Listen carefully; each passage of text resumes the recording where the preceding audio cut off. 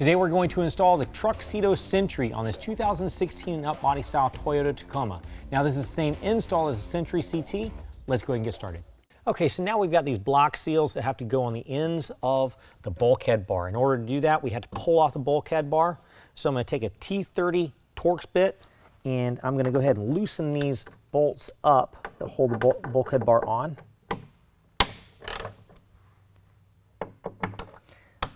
I like to break them loose first before I use my electric drill, just because I don't want to run the risk of stripping anything out.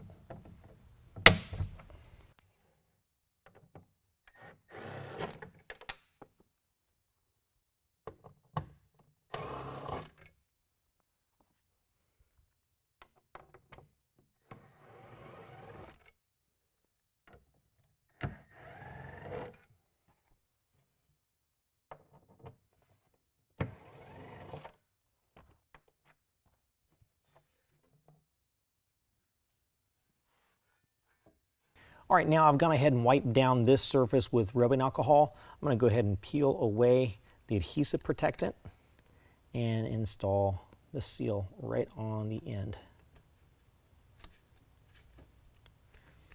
We're going to do that on both sides. All right, now we can go ahead and reinstall our bulkhead bar, reusing our factory hardware.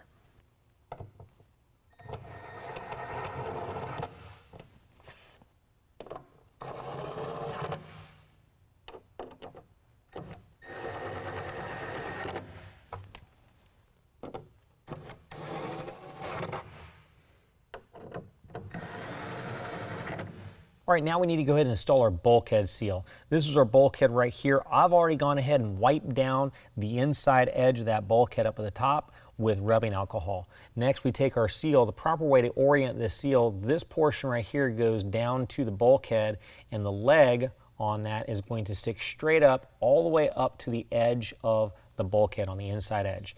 So I'm going to peel away a few inches and then set it in place all the way over top of the seal we just installed. And then just make sure that leg orients right to the edge, the inside edge of the bulkhead.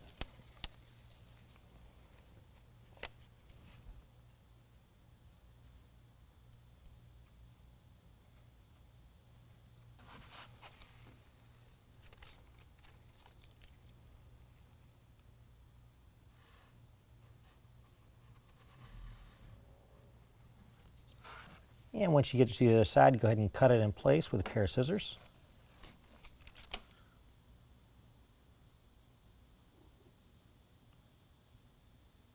All right, now I'm going to go ahead and turn to the bed cap. On this truck, I've got a couple of tie-down cleats installed into the deck rail system. I'm going to go ahead and take those off. If you don't know how to remove them, it's really simple. You just basically loosen them up real quick, and then once they're loose, you can push in, turn 90 degrees, and they pull out. I'm just getting them out of the way for right now. I'm going to reinstall them. Next, the plug at the end, I'm going to pull out. And in your kit, you're going to have some of these blocks right here. They've got threads in them. We're going to insert them into the deck rail system. I'm going to do 3 on each side. And then I'm going to space them evenly front to back.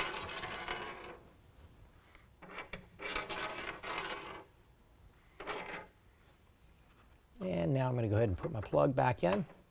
All right, now these are the brackets that come with your kit. If you notice, it's kind of like an L shape, but it's got a little angle coming off one end. That angle goes to the bottom, points underneath our deck rail system.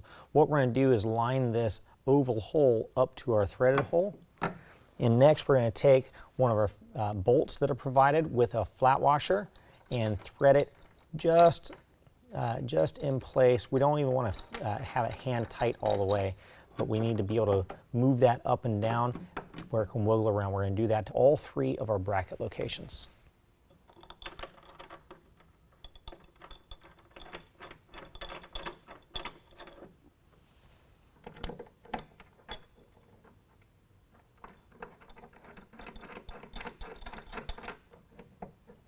All right, now I'm going to go ahead and reinstall my tie-down cleats in between my brackets.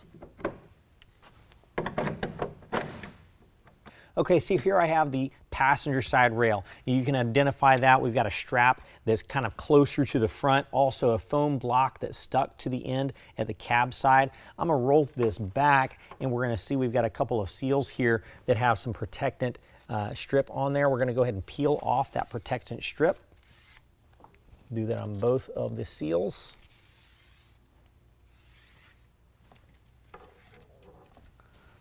Next, I'm going to go ahead and lift it up and set it up on top of the bed cap. Just this little flange goes on top of the bed cap.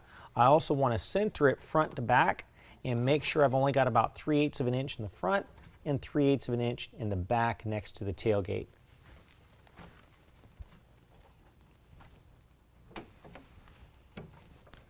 Once that's in place, I've got just the flange hanging over top of the bed cap. The brackets, I want to line up the oval hole in the brackets up to the round holes in the top of the rail. Now you may need to loosen up those brackets a little bit in order to do that because this actually goes in between the rail and the bracket, and it can cause a little bit of a bind issue there. So I'm going to go ahead and line that up. Once I've got those lined up in my kit, I'm going to have a Torx bolt that's going to go down through that hole and through the bracket. On the bottom side, I'm going to take one of my supplied flat washers and a nylock nut. I'm just going to thread those in place for right now so that the rail can't move. Do that to all 3 of my brackets.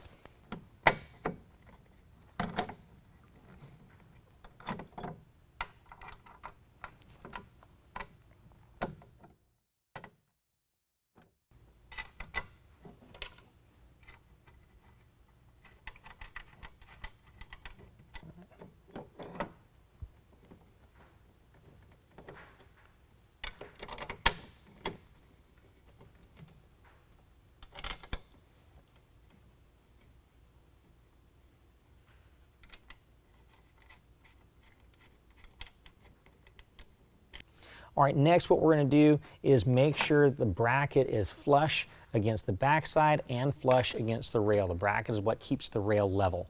Once that's in place, we can go ahead and tighten down the bracket with a 1/2 inch.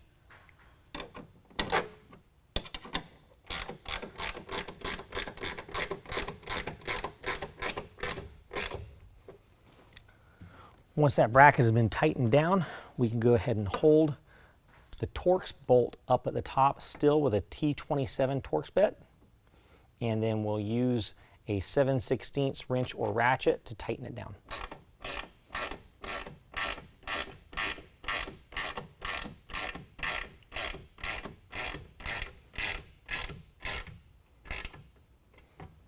All right, now we want to go ahead and repeat the same tightening sequence on the next 2 brackets and repeat the same rail process on the opposite side. All right, now we're going to go ahead and place the cover on top of the rails and let that cover fall down. Now what we're going to see, this is our header rail. We're going to see we've got a locator bolt that's actually going to drop down and line up to this little oval hole inside the rail. Make sure the cover is lined up to where those locator bolts drop down into the rail. Take our slide lock and slide that over the rail. That's going to lock the cover to the rail. Do that on the other side as well. All right, now we're going to go ahead and test the operation of the cover by rolling it back and latching it at the tailgate.